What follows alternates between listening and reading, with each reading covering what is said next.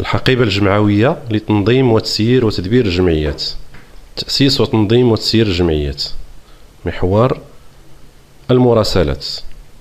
أولا، ما هي المراسلات؟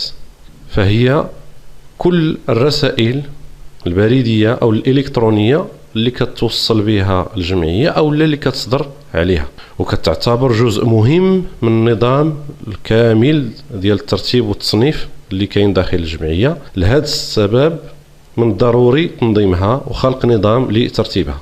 علاش يجب تنظيم هذه الرسائل والمراسلات؟ لأنها أولا مرجع له حجية قانونية ومؤسساتية. ثانيا، لأنها كتسمح بتتبع حياة وأنشطة الجمعية بغض النظر على الأشخاص اللي كانوا مسؤولين على هذه الأنشطة. كتأرخ كذلك للجمعية، فنحن عارفين أن هذه الأخيرة هي امتداد معنوي للأعضاء ديالها، والرسائل هي اللي كتهضر وكتتكلم بالأنشطة اللي كتنجزها وكتشكل الذاكرة الحية ديالها.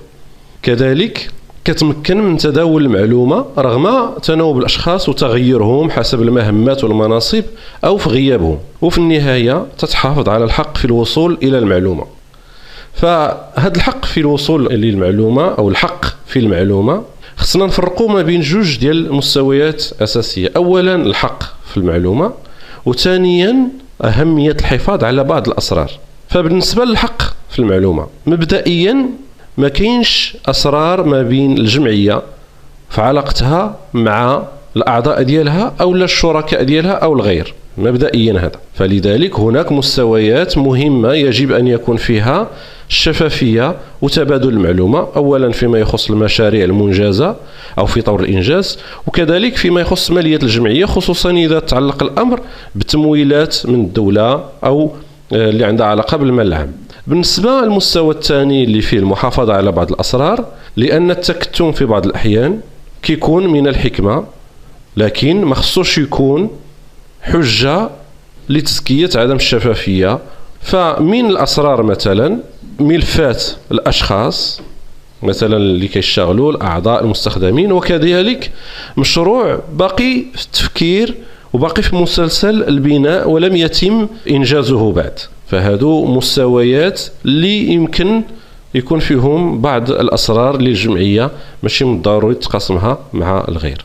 تتنقسم هذه الرسائل إلى جوج ديال الأنواع: صنف اللي متعلق بالأنشطة اللي كديرها الجمعية، وصنف متعلق بالنظام الداخلي للجمعية والقضايا ديالو. بالنسبة للأنشطة اللي كتنجزها، هي هذه المعلومات أو هذه الرسائل هي ملك للأعضاء والمعنيين، وكذلك خص يكون هناك السماح بالاطلاع عليها للجميع.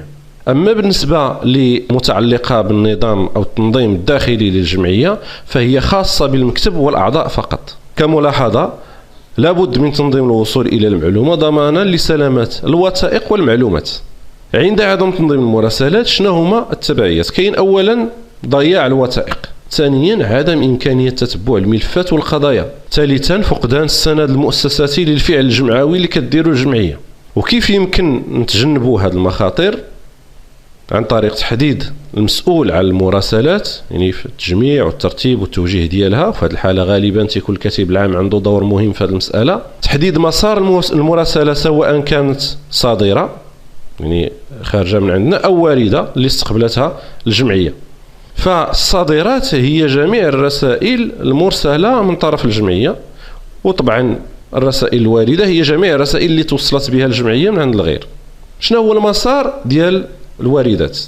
فأول حاجة عندنا استقبال الرسالة، وغالبا تيكون الكاتب العام هو اللي كيتكلف بهذه المسألة. ثانيا كنعطيوها واحد الرقم ترتيبي، ومن الأفضل أننا نستعملوا ترتيب كياخذ بعين الاعتبار التسلسل التاريخي أو الزمني.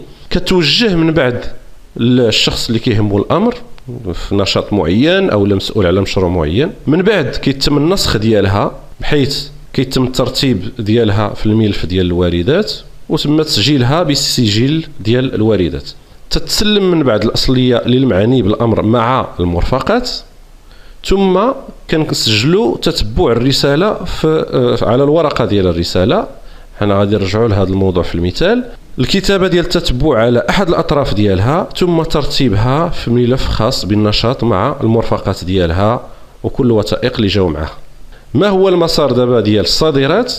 فأول حاجة تنكتبوا الرسالة، يعني تتم الكتابة ديال الرسالة. ثاني حاجة كنعطيوها الرقم الترتيبي، وكذلك يمكننا نحترموا الترتيب الزمني أو التسلسل الزمني. النسخ ديالها بحيث كنسجلوا بالسجل ديال الصادرات وتيتم الترتيب ديالها في الملف ديال الصادرات. تسليم النسخة المعني مع المرفقات ديالها، ثم ترتيب المجموع في ملف خاص بالنشاط ومع المرفقات ديالو. البريد الإلكتروني خصنا نحددوا عنوان بريدي للجمعية واللي تيكون موجه للعموم، وهو غالبا اللي كيحمل الاسم ديال الجمعية. في الحالة ديالنا هنايا الحقيبة الجمعوية .ma. لكن كذلك خصنا نحددوا شكون اللي عنده الحق انه يفتح هذا البريد الالكتروني، يستقبل فيه او يبعث منه. وكذلك يمكننا نديروا بريد الكتروني خاص بكل لجنه او كل مشروع. ملحوظه، من المستحسن اننا ما نطبعوش البريد الالكتروني عند الضروره احتراما للبيئه. كيف يمكن تنظيم البريد الالكتروني؟ فاغلب المواقع الجديده اللي كاينه حاليا مثلا في ياهو وجوجل كتمكن من وضع بعض القواعد اللي كتسهل العمليه ديال التنظيم ديال هذه الرسائل اوتوماتيكيا. كما يمكن لنا نعتمدوا على البرنامج اللي تيكون عندنا في الحاسوب ديالنا اللي هو برنامج الاوتلوك، واللي كيسهل هذه العمليه وتيمكن من القيام بوضع واحد المجموعه ديال القواعد باش نقسموا هذاك صندوق المراسلات الى ملفات او حسب المشاريع او حسب اللجان او حسب الاعضاء ديال المكتب. هذا نموذج من رساله بحيث كيكون عندنا الرقم الترتيبي، وهذا مثال على الرساله اللي هي حول الدوره الرابعه. كمثال الدوره الرابعه تحت شعار الذاكره والابداع، كنشوفوا التاريخ وطبعا الدعوه وامضاء المكتب. من بعد كتكون الرساله بنفس الترتيب، وكنلاحظوا كيفاش كنسجلوا التتبع. هنا كيبدا التتبع بحيث ان مثلا الاخت خديجه اللي من اللجنه الثقافيه هي اللي تسلمت الرساله. من بعد عندنا هذا النموذج ديال الرساله كنلقاو فيه هذاك الرقم الترتيبي اللي مسؤول عليه، وفي النهايه كنلقاو ان حضرت الاخت خديجه انظر التقرير المرفق. وهاد الخطوات هي اللي كنسميوها تتبع اللي تيكون لرساله معينه. سجل الواردات فكنشوفوا على انه كيتوفر على الرقم الترتيبي ديال كل مراسله تلقيناها، التاريخ فاش تلقيناها، المصدر منين جاتنا، الموضوع ديالها، ثم الموجهه له او لا الشخص اللي غادي يتكلف بالتتبع ديالها. نفس المساله في الصادرات الا هناك اختلاف، عندنا الرقم كذلك الترتيبي، التاريخ، المرسل اليه، وكذلك الموضوع، ثم من هو المرسل كنسجلوا الاسم ديالو.